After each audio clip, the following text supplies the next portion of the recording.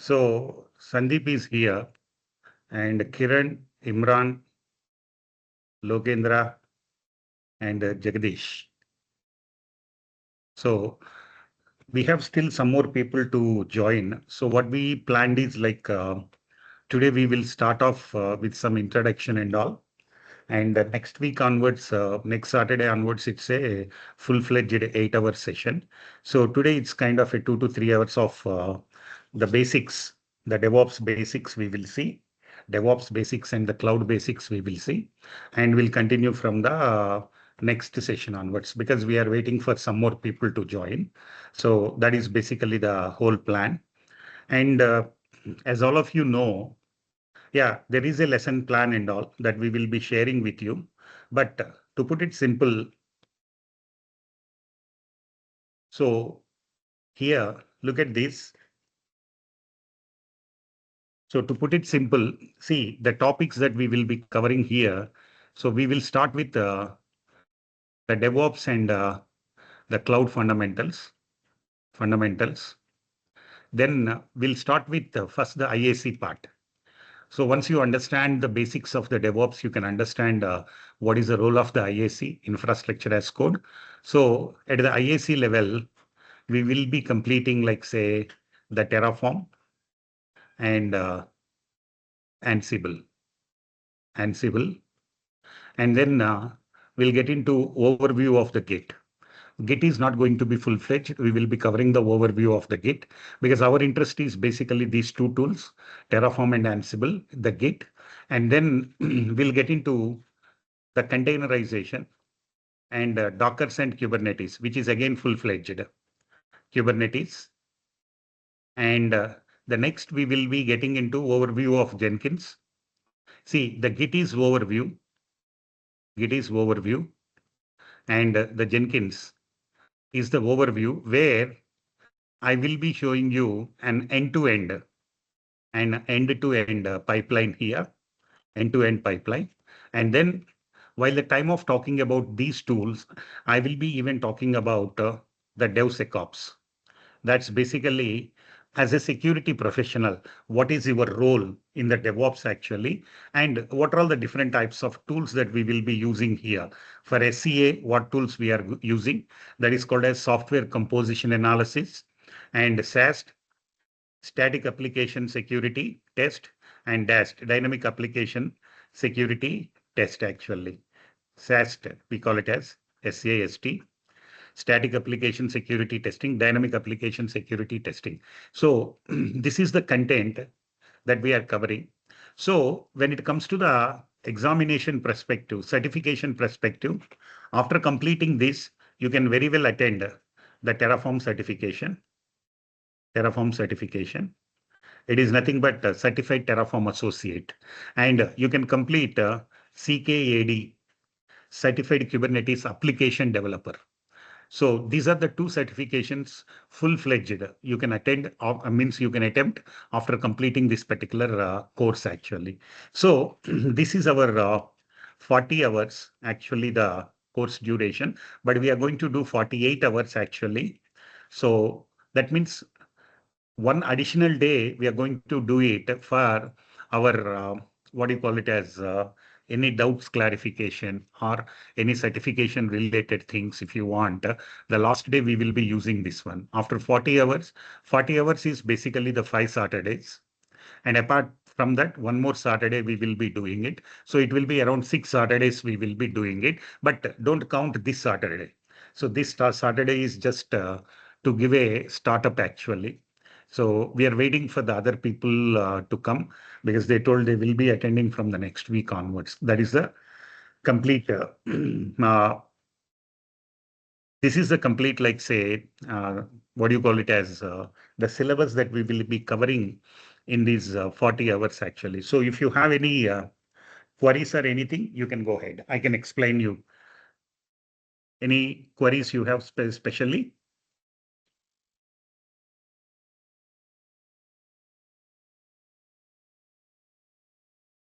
Nothing? No. Good. So I'll start with the the fundamentals part, I will start here. So we are going to look at the DevOps fundamentals and the cloud fundamentals actually. So we'll start with the DevOps fundamentals here.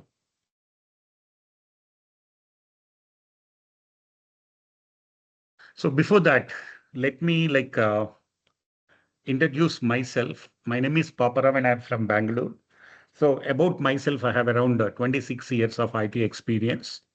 And for the last 14 years, I'm completely working on cloud and the DevOps. I do a lot of consultation in terms of DevOps, DevSecOps, and the cloud migrations and cloud solution architecting and all. And this is in brief about myself. And yeah, I do kind of some corporate trainings also, as well as I tied up with the race also, actually. Yeah, so this is about myself. So some of the people, yeah, I got to know about Sandeep. I heard about his profile and everything. So Kiran, can you just brief me about your profile? That means what technologies you are currently working and what is your objective of attending this training? Yeah, sure. So I basically work as a product support engineer. Okay. So we have our own digital platform product. So we work on, and in that we use Terraform and GitHub, Okay. Kubernetes, and GCP platform as well. Very good. So I Okay. think we have got an idea on that. So this is what we are working on. So I just wanted to upskill myself that to get to work better in my Understand. platform. Yeah. Very good. Very good, Kiran. Yeah, you can go on mute. You can Yeah. also be Thank you. on mute. Right. Yeah, Imran, can you brief me about yourself? Yeah, sure. Yeah, good morning, sir. So currently, I'm working in Epsilon as a operations manager, and as part of my role, we support multiple products, right? So Okay. involves incident management, release management, everything end to end. So Hmm. recently we have started supporting a new product, and it involves us to do some infra level changes as well, like using Terraform and all. So and GKE, the Google Cloud Kubernetes. So the main purpose and the objective of enrolling myself into this course is to upskill myself into the DevOps tools and technologies, how we can leverage that into our current project. Yeah. Great, great. Imran, I'm currently doing a program for your Epsilon actually. Oh, great, sir. Thank you. Yeah, I'm doing for the QA team, I'm doing Jenkins on AWS. Oh, great. So, yeah. Yeah, going on. The program is going on, and Monday is the last day for that program. Okay. So Yeah. it's for your QA team, and I do regularly for Epsilon. All the AWS trainings and everything is done by me in Epsilon. Good to hear, sir. Yeah, thank you. Yeah. I think I forgot her training coordinator name. Some female actually. Yeah. Sahana? Huh? Is it Sahana or Gagandeep? I'm not sure. Sahana is one, Yeah, okay. Another and one is Gagandeep is there, so I don't know. there is one more female. Okay. Yeah. Right. Great. Okay, Imran. Thank you. Yeah, I know Logendra very much. So I know the profile of Logendra. Same Logendra only, right? Yeah, hi, Our Pawan. Logendra. Yeah. Yeah. So great. And Jagadish. So can you brief me about yourself, Jagadish? Yeah, sure. So good morning. So from last year, from last 10 years, I'm into the IT industry. So I work on the majorly on the Linux platform. So I'm the L3 engineer. No. Linux. Your voice is not clear, Jagadish. Can you hear me now? Yeah. 1 second.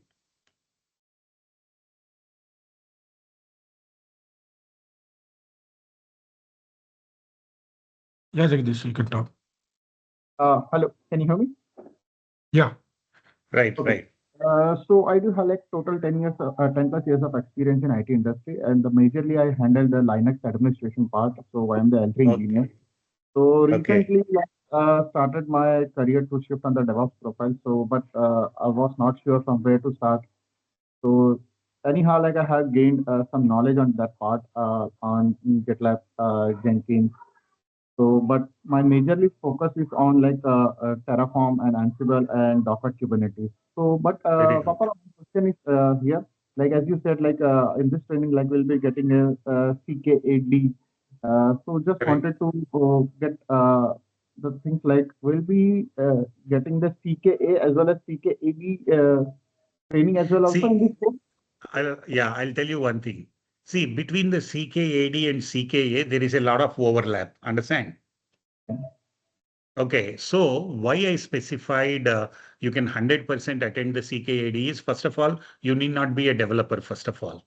Okay, CKAD, basically it's a developer related concepts of the Kubernetes. Only thing is from the CKA to the CKAD, the difference is deploying the Kubernetes on your on-prem, that is on the bare metal environment. Understand? So apart from that particular topic, all the remaining topics are same across CKA and the CKAD. That's the reason I'm saying that CKAD you can complete, and CKA almost all 70% I will be covering. Only thing that I won't be touching upon is deploying it on the bare metal actually. So if you are interested in that, yeah, I can have one, right, as I told you, one additional day. I'll just cover that deployments, how it will go, and I can show you how to create a multi-master cluster and all this stuff. Understand? But the remaining 70% of the CKA and CKAD is common. Understand? Okay, got it. Yeah, that is the logic here. Good guys.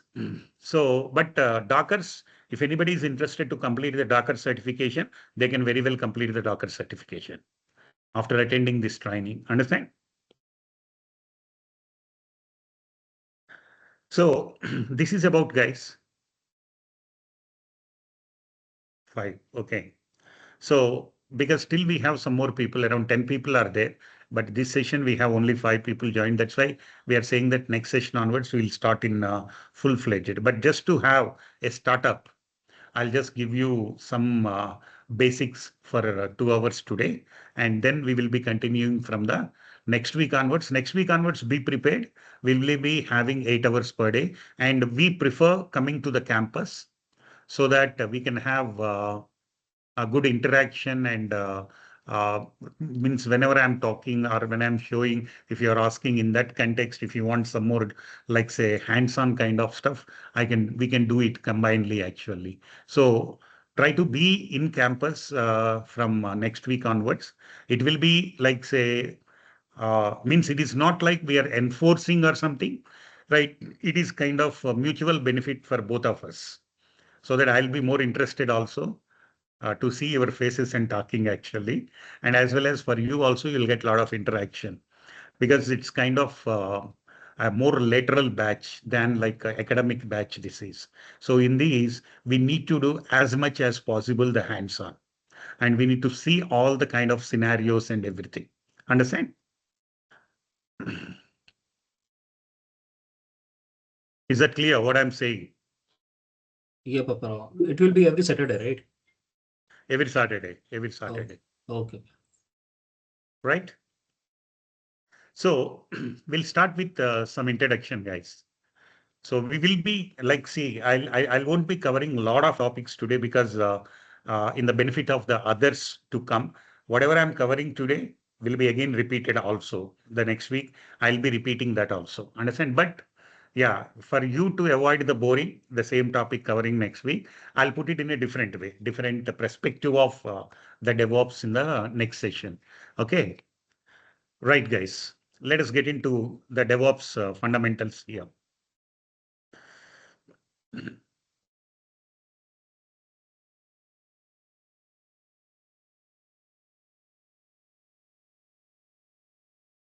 I'll be sharing you the material as so it's up to you how much you will read. That much material I can give you. Understand? Only thing is you should able to read it and come prepared because see we have 1 week time for every session, guys. As much as you practice for these 5 weeks, that much knowledge you can gain and that much knowledge transfer we can share actually. That's the better thing in this weekly once kind of class, actually. Okay. Actually, we planned for 2 weeks, sorry, 2 days per week, Saturday, Sunday, Saturday, Sunday. I can complete quickly. But many people suggested we'll go weekly 1 day class so that we'll have enough time to practice, actually. That is the way. Okay. Okay. So let us talk about introduction to the DevOps, guys.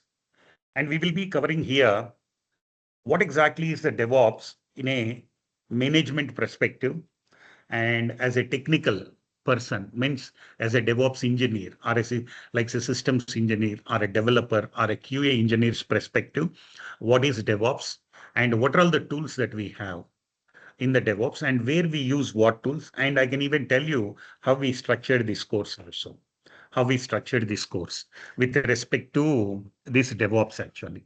So let us get into the introduction to the DevOps. So let me first explain you what is DevOps. So the DevOps is a practice of operations and development engineers participating together in the entire service lifecycle from the design through the development process to the production support. Now, if you observe this definition, guys, this definition is not new. And you can find this definition on the internet. You can find this definition in a lot of the DevOps books also. But what we need to understand is how best we can analyze this one. Look at this one. If you look into this definition, first of all, you can see the DevOps is the practice. I'm noting down the points. It is a practice of operations and development engineers participating together. So it is a practice of participating together. It is a practice of participating together in the entire service life cycle. So if you look at here, there are two parts here. When I say DevOps, it is participating together. Participating, it is a practice of participating together. That means, what do you mean by DevOps here? The DevOps means it is a collaborative practice, or we call it as a collaborative culture. It's a collaborative practice or a culture between the three teams. One is the dev team, another one is the QA team, and another one is the ops team. So it is a collaborative practice. Try to understand.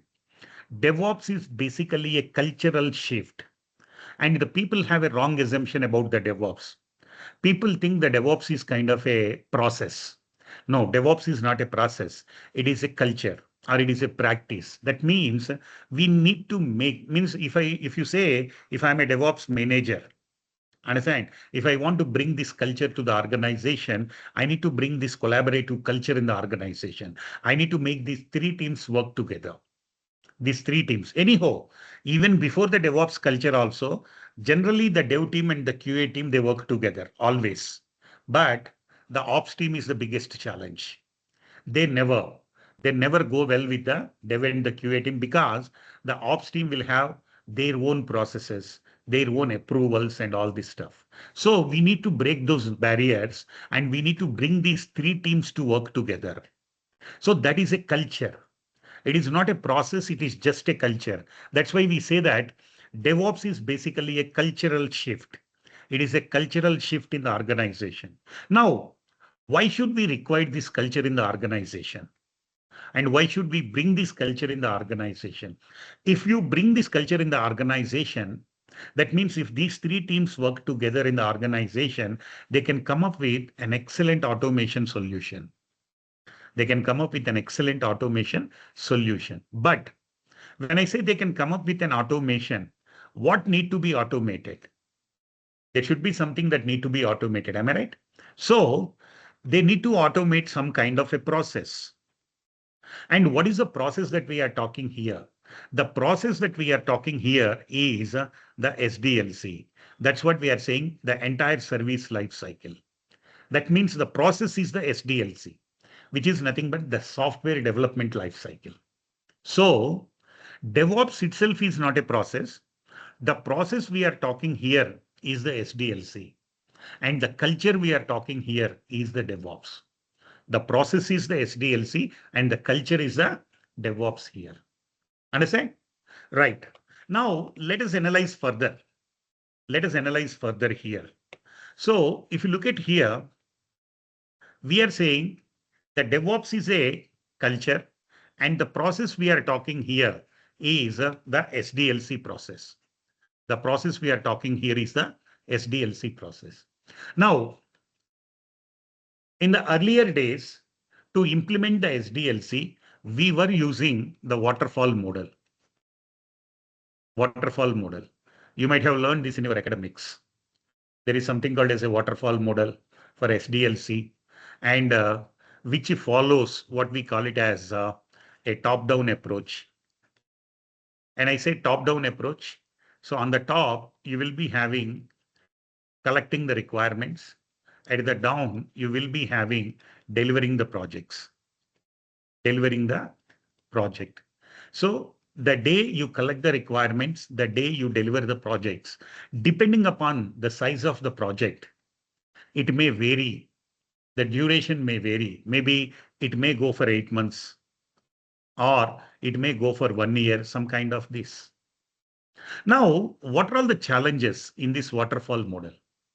Because of this lengthy duration, because of this lengthy duration, within this lengthy duration, assume your technology might have been changed. The day you collected the requirements and the day you decided what technology you want to use to develop this SDLC and all. And within this lengthy duration, there is a chance for the business model itself might have been changed. Business model might have been changed. Because of these challenges, if you look at the success stories for the waterfall model, the success stories were very, very limited. But there was no other alternate. People were customizing this waterfall model and they were working only around this waterfall model only. Understand? Because of the main challenge here is the lengthy duration. And over a period, and in the recent days, the people started to implement the SDLC. People started moving away from the waterfall model. They started using agile processes. They started using agile process. Now, what are all the main characteristics of the agile? What are all the main characteristics of the agile? Number one, it works on a concept called as modules. It follows a modular architecture. Number two, it supports parallel development. It supports the parallel development. Number three, it works on a concept called as iterations. It works on a concept called as iterations. These are all the main three characteristics of the agile. Now, to put it very simple, there are so many methodologies. Methodology. That means there are so many implementations of agile. The popular implementations are, one is XP, called as extreme programming. Number two, Scrum. These are the two popular methods. There are so many methodologies, but these are the two popular methodologies. Now, if you look at in these two methodologies, the iterations are called as sprints. Each iteration is called as a sprint. Now, what is the max duration of a sprint? The max duration of a sprint is 2 to 4 weeks. The max duration of a sprint is, that means there are 2 points here. One, we are saying it supports modular architecture. Number two, we are saying it works on a concept called as sprints. Understand? So let us correlate these two things. If we correlate these two things, let us take, we have a project here. We have a project, or let us take, we have an application here. Now we are going to modularize this application. Let us take, this is module 1, this is module 2, and this is module 3. And we are going to modularize this application in such a way that each module can be delivered in one sprint. This is one sprint, this is one sprint, this is one sprint. Now assume this sprint is going for 3 weeks. And this sprint is going for 2 weeks. And this sprint is going for 4 weeks. What does it mean? Very simple. If I take this module, within these 3 weeks, I'm going to complete the whole SDLC for this. And if I take this module, within 2 weeks, I'm going to complete the whole SDLC for this. And within 4 weeks, we are going to complete the whole SDLC for this. Understand? Now the interesting thing. What is the last stage of the SDLC? The last stage of the SDLC is the UAT, user acceptance test. That means after 3 weeks, you will have UAT. After 2 weeks, you will have UAT. After 4 weeks, you will have UAT. Generally, in the user acceptance test, your customer also will participate or not? Yes or no? That means after 3 weeks, you will have a customer interaction. After 2 weeks, you will have a customer interaction. After 4 weeks, you will have a customer interaction. That means you have a timely customer interaction or not. So when you have a timely customer interaction, we can take a timely feedback from the customer. We can incorporate those changes in the application easily. And this is the main success story of Agile. This is the main, and this is what missing in our waterfall model, because there the duration is lengthy. And here, this is the main advantage of the Agile process. Understand? Try to understand. So now if you look at here, I'm talking about the culture I'm using is the DevOps. The culture is the DevOps. Now I'm saying that the process I'm talking here is the Agile process. So people have a wrong assumption about DevOps. They say that DevOps is nothing but Agile. No, DevOps is not Agile. Agile is the process and DevOps is the culture. So if I combine these two things, the Agile process can be complemented with the DevOps culture. That means that DevOps can complement your Agile process. So DevOps itself is not Agile. DevOps can complement. If you leverage this culture to automate the Agile process, you will have a lot of benefits. I can say benefits in the sense fast to market your solution and fast to implement your deploy your solution and fast to, like say, bring the changes into your application. Everything will be in place. So the DevOps is a culture which complements your Agile process. Now, let us get into our Agile process. As I told you, I'm converting the whole project or the application into the modules. Am I right? And within one sprint, I'm going to complete the whole SDLC for that module. Yes or no? And when I say I'm completing the whole SDLC for that module, let us take one module. First, I'm going to code the module. Am I right? Then I'm going to run the build. And on that, I'm going to perform the unit tests. I'm going to perform the unit test. Then I'll go for package. I'll go for package.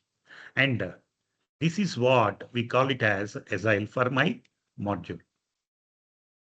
That means my package is ready. And in which I completed my unit testing. I completed my unit testing. Now, the interesting part is in Agile. See, this is for one module. Am I right or not?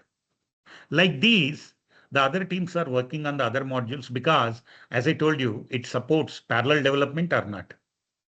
So the other modules are, and even the other modules are also related to the same project or not. Now, each module is independently tested. That means the unit test is done for each module. But once all the modules are ready from the other parallel development, when all the other modules are ready, and I just need to integrate all these modules, I need to perform the integration test. Then I have to go for a release. I have to go for a release. And this is what we call it as CI, called as continuous integration. This is called as CI, continuous integration. Until here, it is not new. The day when the Agile concept is introduced, people started working on the parallel development and people started working on continuous integration. Till here, it is not new. It was there when the Agile has come. But what is new in the DevOps actually? Okay, so there was one thing that is overlooked in the Agile actually. See, once the integration test is done and once you are going for a release, my Agile team says that we are done with the Agile. But according to the customer, until it goes to the production, the process is incomplete. Am I right or not? That means what is overlooked here is moving this to the production. And what generally they were doing here is they were handovering these packages, these releases to the ops team. So the ops team used to move this one to the production manually. Manually. They used to move these things to the production manually. And this is called as a continuous delivery. Continuous delivery. Continuous delivery where moving these releases to the production manually. Now, what are all the challenges? Let us say my application is total 10 modules, example. So all the 10 modules are ready. The release is ready. The ops team deployed the first module. They tested. The ops team deployed the second module. They tested. And the ops team deployed the third module. They tested. But in the production, there is an error for the third module. Now, the same thing will be communicated with your dev and the QA team. And the dev and the QA team will start a bug sprint. To address that bug, they'll start a bug sprint. Now, within 1 week, that sprint is going for 1 week. Within 1 week, they addressed that bug. They addressed the bug. Good. And when the same thing is communicated with the ops team, so they'll ask how you completed that, addressed that bug. Assume they might have changed the JDK version, or they might have changed the backend schema. Right. The required changes the prod means the ops team will do in the prod. But once they do those changes, again, they have to test the module 1 and module 2 or not. Right. So at one point of time, if you see at the doorsteps of the ops team, there will be lots of modules piled up for the deployment. It takes its sweet time. So according to the Agile team, they say that we are done with the Agile, but still it's not in the production. This is which is overlooked in Agile process. Now, this is where they started thinking about bringing the culture. Let us bring ops team also as a part of the Agile team. See, till now, in the Agile team, the product owner and the dev and the QA, these are all the people. And the ops team is outside. Now, with the DevOps culture, what we are trying to do, we are trying to bring the ops team also the part of the Agile team. So now the ops team is also the part of the Agile team. What is an advantage? Right. So here in a DevOps, the first thing what they are going to do is, why can't we automate this process? Why can't we automate this process? Along with your module, you give the required automation also to move it to the production. And once you automate this process, this is called as a continuous deployment. This is called as continuous deployment. Try to understand there is a difference between continuous delivery and continuous deployment. Continuous delivery, where moving the packages to the production, moving the release to the production is manual. And in continuous deployment, it is automated. And your automation doesn't stop here. So anyhow, we automated this. The next one is once it is moved to the production, we will have the day-to-day operations here or not. The day-to-day operations, which is nothing but scaling the applications or monitoring the applications or tuning or backup and restore. So these are all the day-to-day tasks. And let us automate these tasks also. The day-to-day operations also let us automate. And this is called as continuous operations. This is called as continuous operations. Now, if you see here, CI is already automated. Now we are automating the continuous delivery and we call it as continuous deployment. Now we automated the operations and we call it as continuous operations. Now, if you see, my environment is end-to-end automated. End-to-end automated. Am I right or not? And this is the main objective of DevOps. This is the main objective of DevOps. That is nothing but end-to-end automation. End-to-end automation is the main objective of the DevOps here. And this is what we are achieving in DevOps. So in a management perspective, this is called as DevOps, bringing this culture and automating the whole process. This is called as automating the entire service life cycle. This is the way how the DevOps is evolved. How the DevOps is evolved. And the same thing, if I put it in a pictorial format, look at this. If I put it in a pictorial format here, see, this is the evolution. So first it was a waterfall model. From there, we moved to the Agile. And if it is a product-based company, we call it as Agile with the lean practices. And then we have continuous integration. And then continuous delivery where the deployment is manual. Once you automate this one, we call it as continuous deployment. And once you automate the operations, we call it as continuous operations. Now, your entire service life cycle is end-to-end automated. And this is what we achieve in the DevOps. This is what we achieve in the DevOps actually. So the wrong assumptions which the people have about the DevOps is they say DevOps is a process. They say DevOps is nothing but Agile. If an organization is using Agile, they say that we are using the DevOps practices and no. First of all, try to understand very big, very clear. DevOps is a culture. Process we are talking about is Agile. And absolutely speaking, there is no role of Scrum in the DevOps. The Scrum Master will design the Scrum process over. Then my DevOps delivery, we will map to that. That's all. I'll take the modules, the way how the Scrum Master designed the modules, I'll try to automate the module development and deployment. That's why I'm saying that the DevOps culture will complement your Agile process. The DevOps culture will complement your Agile process here. So if you look at here, see, is the DevOps Agile?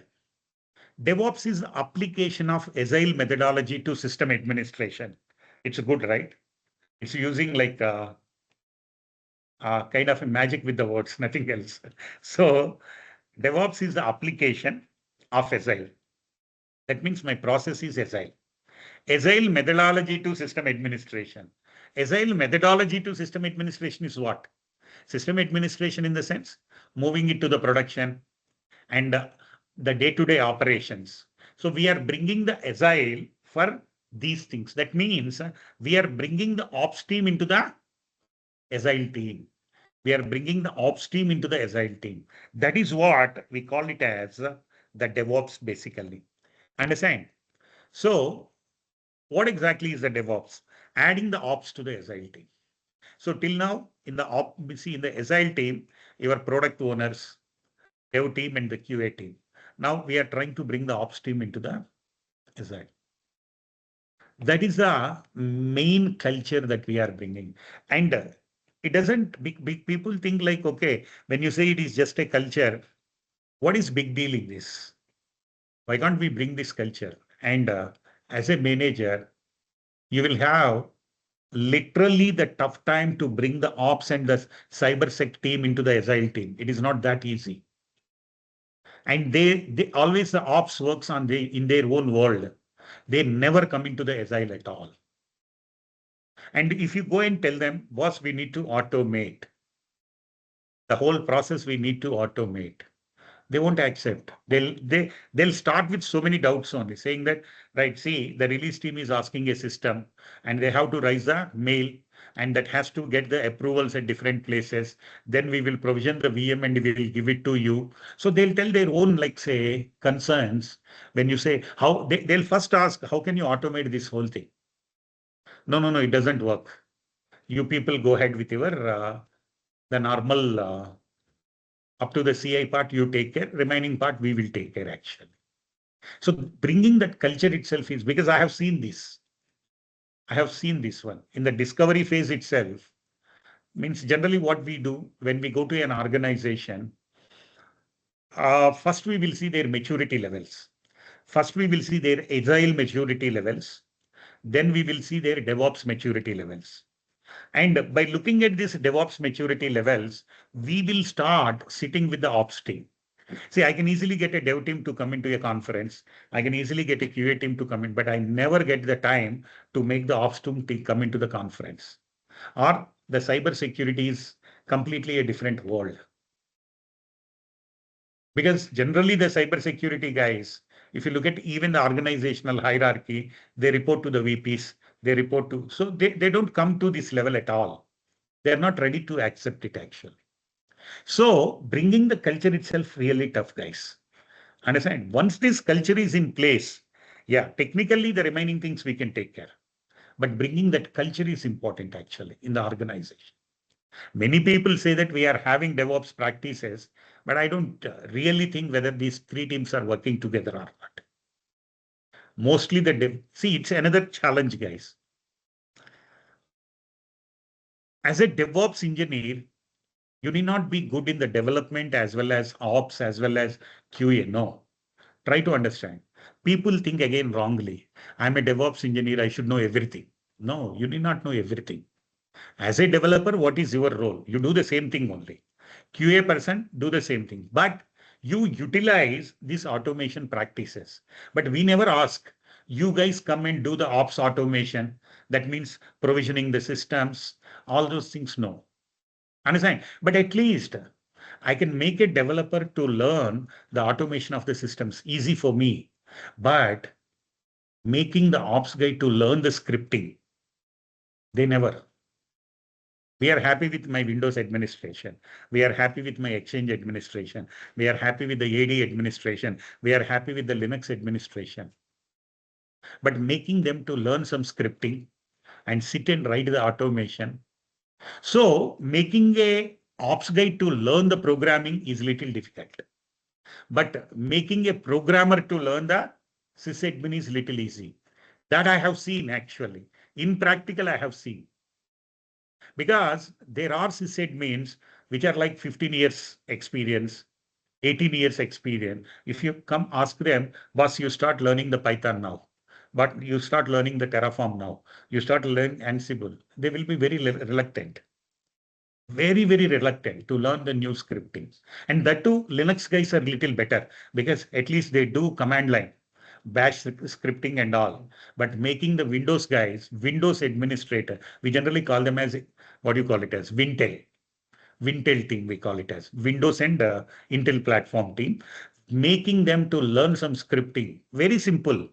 Linux, every Linux administrator knows the bash shell scripting. But Microsoft launched PowerShell almost all now 10 years. But how many Windows administrators are excellent in the PowerShell scripting? No one. They say that we know how to debug the Windows PowerShell scripting. See, debugging a script, modifying existing script is not what we are looking at. You should be able to sit and write one complete PowerShell script end to end. No. They are the challenges actually. So that's why this culture. So I have seen today many of the developers who are acting as Terraform programmers, Ansible programmers. The developers itself they are very, like say, what do you call it as likeliness to learn that. But if you say admins, Windows admins learning the Terraform, Windows admins learning the Ansible, it's very difficult for them. and the senior guys mainly. But the newcomers, anyhow, they are doing it because that is what now survival actually for them. Okay, so this is basically theoretically what is DevOps, guys. Theoretically, what is DevOps? This is the theory behind the our management perspective or theoretically. Now, let us see technically what is DevOps. Technically, what is DevOps? Is that clear, guys? Online guys? What is DevOps? Able to understand now? Yes. Yes or no? Any queries?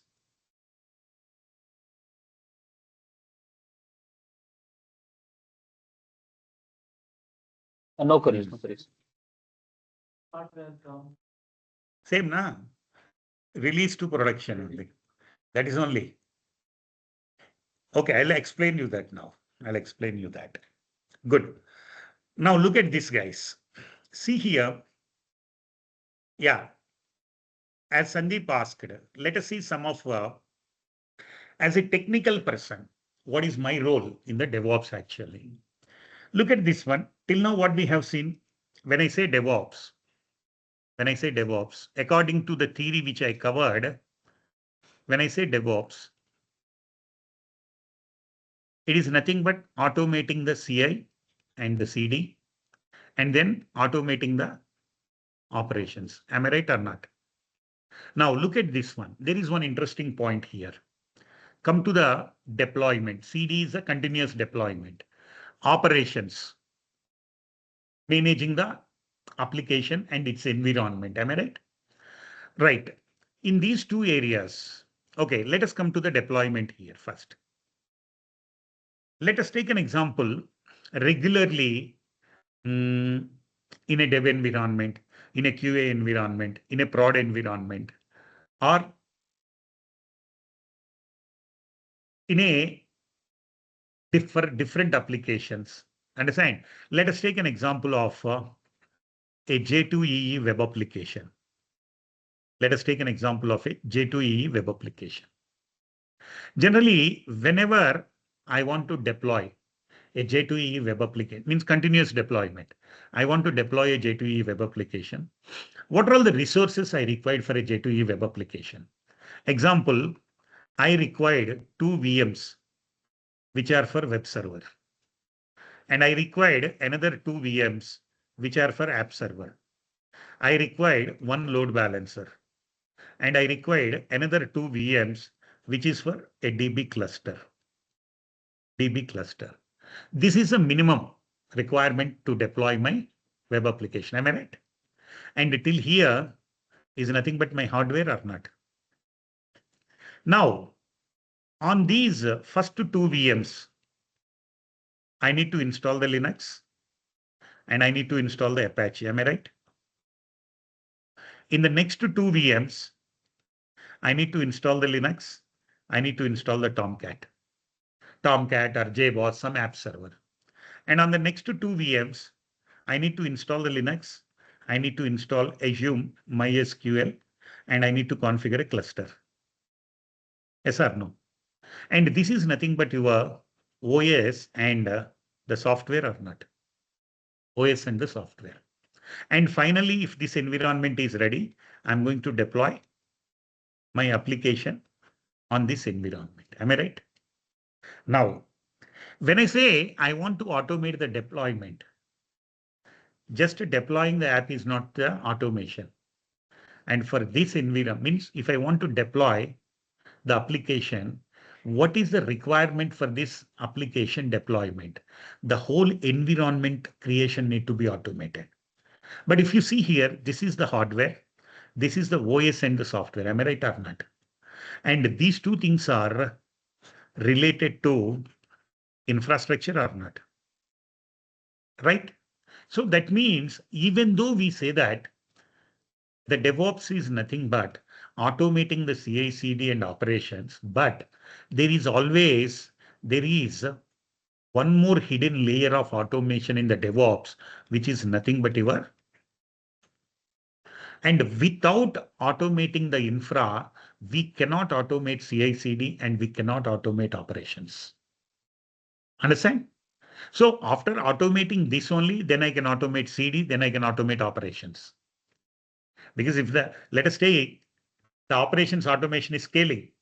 If I want to scale, I should be able to create my VM automatically or not. Increase the VMs and decrease the VMs automatically or not.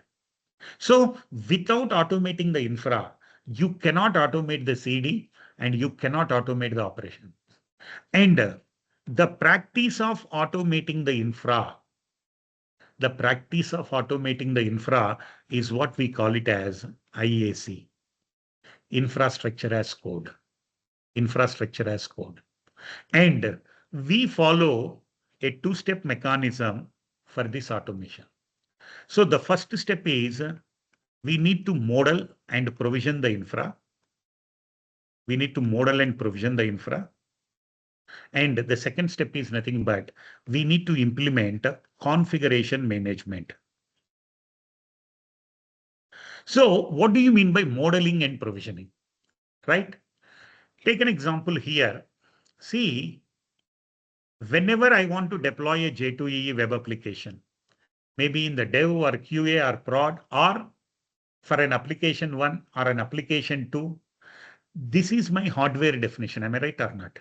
What are how many number of VMs and what is the size of each VM? This is my hardware definition or not?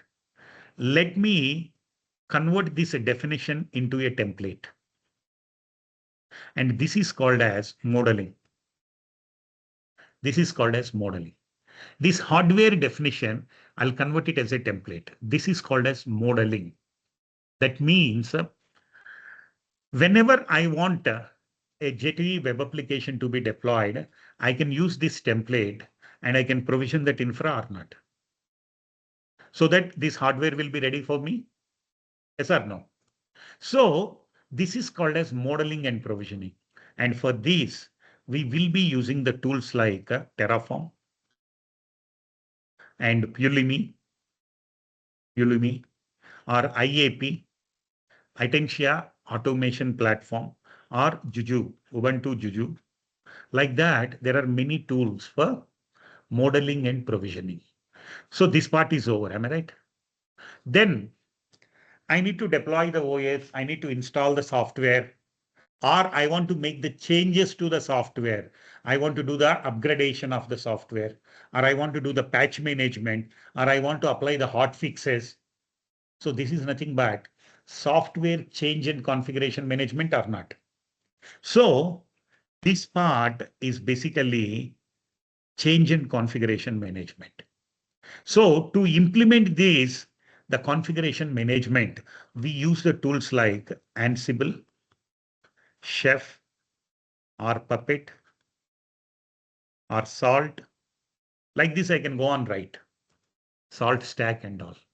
But remember the role of configuration management and the role of modeling and provisioning. Able to understand or not? What is modeling and provisioning? And this is the placement of Terraform, and this is the placement of the Ansible. This is the placement of the Ansible. Is that clear? Right. Now, let us come to the next part. So the next part is nothing but CI/CD. We have already seen what are all the stages in the CI. What are all the stages in the CI? First, I'm going to write the code. Am I right or not? Code. So for this code, I need to maintain a proper versioning. I want a version control for this code. So to automate this version control, to automate the version control, we have the tools like Git, and we have SVN, CVS, Perforce, or like say Mercurial, or TFVC, Team Foundation Version Control, SVN Subversion, CVS Concurrent Versioning System, like that. This is to automate the version control. The stage is over. Now, what is the next stage? You need to do the build. Am I right? I want to automate the build. To automate the build, depending upon the technology, you have the tools. If it is a Java, to automate the build of the Java code, I can use Maven. I can use Ant. I can use Gradle. Understand? And if it is a .NET, I can use MS Build. And if it is a C++, I can use the CMake. Or if it is a node application, I can use NPM like that. These are all for automating the build stage. Am I right or not? Then to perform the unit test, if I want to automate the unit testing, yes, I have N unit, I have X unit like this. Then I need to go for packaging. Am I right? Once I package is nothing but a binary or not? Means you build it. That means build is what? You compiled it, build it and tested. So the package is a binary. Again, I need to maintain versioning for this. I need to maintain dependency management for this. So this is called as a package management. For these, we have the tools like JFrog, Nexus to automate this one. So to automate the SCM stage, we have a tool. To automate the build, we have a tool. To automate the unit testing, you have a tool. To automate the packaging, we have a tool. And then what? I need to integrate and I need to perform the integration test or not. So here, to automate this integration test, we have the tools like UFT, that is Unified Functional Tool, or depending upon the technology, we have Playwright. Like that, there are many tools here. And finally, you need to do the deploy. And to do the deploy, I can still use my config management tools like Ansible and all. We can automate the deployment via the Ansible because already my automation is here. Am I right? So at each stage, we have a tool to automate, right? But when I say that I want to automate the CI/CD, what exactly you need to do is you need to create a workflow. You need to create a workflow in which you are going to integrate all these tools. Integrate all these tools. And this workflow in which you are integrating all these tools, this is what we call it as a CI/CD pipeline. A CI/CD pipeline. So the CI/CD pipeline will integrate all these stages and the tools in all these stages. Am I right or not? And to create these CI/CD pipelines, we have the tools like Jenkins, Bamboo, Circle CI, Traverse CI, CodeFresh, Tecton. I can go on, right? Now, hundreds of tools are available to create these CI/CD pipelines. So when I say automating the CI/CD, first you need to consider each stage level automation. Then you need to consider creating a pipeline using all these stages. So these are all the tools at the CI/CD level. Understand? Then comes to the next stage. As I told you, we need to do automation of the operations or not. Example, monitoring. So today we have a lot of APM tools, application performance management tools, like we have AppD, App Dynamics, Dynatrace, or we have New Relic, or we have Nagios. So these are all the tools where the APM, the monitoring is automated. And in the same way, I need to automate log analytics. So here we have the tools like Splunk and Elk, that is Elasticsearch, Logstash, Kibana. And in the same way, I want to automate backup and restore. I can use my Ansible itself. Or I want to do scaling. Still, I can use my Ansible itself. So these are all the tools we will be using at the operations level. And these are all basically the tool set which are popular. Understand? So that is where, right, we are highlighting here, learning the Terraform here, learning the Ansible here. If you learn the Ansible, you can use the Ansible here as well as in these areas also. So this is the first part. Then we are highlighting the SCM. Then we are highlighting the Jenkins. So that all these areas we can cover in the Jenkins. Able to understand? Yeah, apart from the Docker and the containerization that I'll explain later, why we are including that part also, that we will talk later. But this is the way we structure the course, and these are all the tool sets. Because as I told you, the one area which is always overlooked is the infra automation. They don't consider much that area. Understand? So that's why I'm saying that when I say DevOps, as a technical person, you need to look into the DevOps in this perspective. So when I say DevOps, the three pillars of automation in the DevOps, the main three pillars of automation in the DevOps is infra, CI/CD, and operations. CI/CD and the operations. Yes, there are two generations, guys, actually in the DevOps. I put it as two generations, actually. See, because I was working in DevOps almost all since last 10 years. But what are all the changes I have seen in the DevOps? Now, if you see the DevOps here, I can consider generation one. Now we are in the generation two of the DevOps. Generally, the generation one, I call it as a procedural. Procedural. What do you mean by that? I used to sit and write the scripting procedure for automation. Example, I write this automation by using Python or Ruby. This is the procedural one. But the generation two is kind of declarative. Declarative. What do you mean by declarative? Maximum today, what I'm doing is I will modify a YAML file or I will modify a JSON file. That's all. My script will be generated automatically. This is where we are using all the tools. In all these tools, whatever I specified, either you modify YAML or JSON, that's all. So to put it very simple, without knowing Python also, you can claim yourself as a DevOps engineer.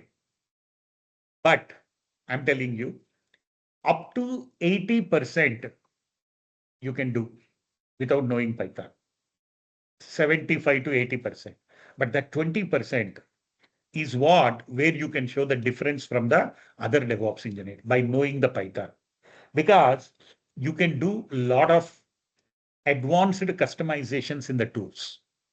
Example, if I take Ansible, using Python, I can write some of the tasks for which there is no automation already. I can write my own Python modules there.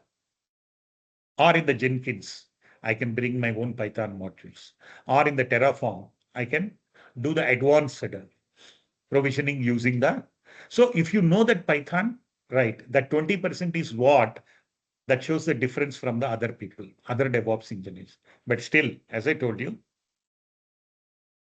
without knowing the Python also, you can claim yourself as a DevOps. But I'll say it is a necessity. You learn Python, which will be a necessity because today Python is everywhere. Everywhere Python is. And the simplest programming language that I can work is the Python. Simplest programming language is the compared to any other program. I can say it is easier than Terraform actually. Python is easier than Terraform. Terraform itself is easy. Compared to that also easier, I can say it. Python is. So I suggest it is not late. All you guys, right? Within 2 days, you can learn the Python, guys. 2 days, you can learn the Python. You can do the wonders if you know the Python. So don't hesitate to practice the Python. That is the one which shows the difference from other DevOps engineers from you, actually. So this is the complete tool set of DevOps and where we use what and what are all the main three pillars. The main three pillars in the DevOps is, right? The three pillars of automation is infra, then the CI/CD and the operations. Operations. These are all the main three pillars of the DevOps. Now, where the containerization will fit into the DevOps actually? Why, as a DevOps engineer, they will see you should know containerization as a DevOps engineer. Why? And for that to understand, I need to cover the cloud fundamentals. Right? I'll keep these DevOps fundamentals here. Let me complete the cloud fundamentals. Then let me join these two things. Let me join these two things. There you can understand how the containerization, how, because there are certain things here, guys, which you cannot see it as separate. Because you see the DevOps, you see the SI, you see the containerization, you see the Git, all you see the cloud. All these things, you cannot see it as a separate. They are that much interlinked actually. They are tightly interlinked, all these concepts are. And how all these concepts are tightly interlinked, that is what we need to understand first. Because that's the biggest confusion as a DevOps engineer actually. Why there people see, you open any book or internet anywhere, if you take one DevOps demo, they'll only take a containerization demo only. Why? So that we have to see actually. That we have to see. But yes, this is what do you mean by the basic or the fundamentals of DevOps. So able to understand, guys, all of you? Online guys, Yes, Papara. any clarifications?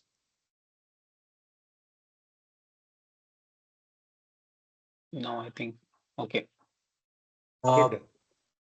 Hello, hello, Yeah, Popper. tell me. Actually, I joined a bit late. I mean, I was thinking the session would be on Sunday. So is there any chance that this will be covered again, or is it like next week Yeah. or something? Yeah. Next Okay. week means actually today we just started with some introduction. That's all.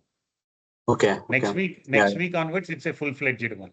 Okay. Okay. Okay. Yeah. Yeah. Yeah. Okay. So No, anyways, I'll what go is through it? the recording. But yeah. Yeah. What is your name? Sure. My name is Shrikant. Shrikant. Okay. Yeah. Acha. No issue. We'll be covering again next week.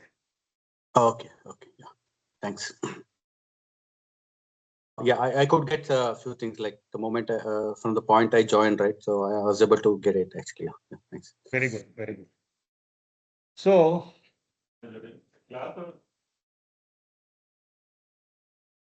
okay, guys. So for today, we will stop here. Let the other peoples also join. And then just to give you the feel of the way how we proceed actually, just I thought of like taking that. And as I suggested you, please be in the campus, guys, so that we will have good interaction actually. They are ready to come to campus. Yes. And everyone, today I will share Reva email ID to you and how to activate the Azure SOP I will share and with LMS access. So please activate your Azure account for next module and be ready with, if any issues, just let me know. I will come in Teams and resolve the issue for Azure activation. So he will be starting a WhatsApp group. Yeah, WhatsApp group is already there. I will add you. Okay. I will add you. Yeah, there is a WhatsApp group. And if you have any queries, put it in the WhatsApp group. Okay. And Okay. the actual syllabus, we will start from, yeah, this is also the part of syllabus only, but the full-fledged course, we will be starting from the next week onwards, guys. One question, if I may. The timings, we will keep it as 10 to 5. Okay. I have one Okay. question, if I may. Yeah, go ahead. You mentioned about the Gen 1 and Gen 2, right? Like Right. Generation 1 and Generation 2. Which one would be the focus on? Like both areas will be covering? No. It is not like this is kind of evolution that happened. Now we are in the Gen 2. Gen 2, okay, fine. So where we are going to learn all these tools, but as I told you, if you are having the Python knowledge, it will be an added advantage. But it is not mandatory that you should, to attend this class, you should know the Python. Okay.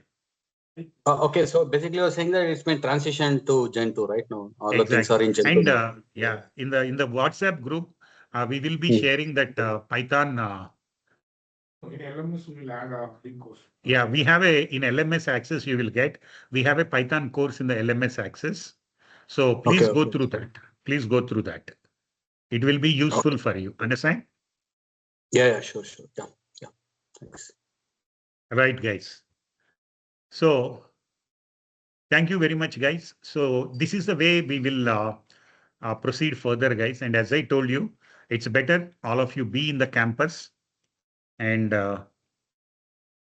we'll have a good interaction because you can share your, because all of you are from different companies, you can share presently what you are trying to do in the DevOps so that we'll get a lot of DevOps scenarios for automation and we can utilize, we can have that knowledge sharing part also if you guys come to the campus. Understand? Yeah, definitely. Yeah, we'll be in campus. Okay. So we'll stop here. Okay. Okay, guys? Yeah. Okay, So, okay, yeah. fine. Thank you. Thank Yeah. you. Thank you all, guys. Thank you very much. Bye.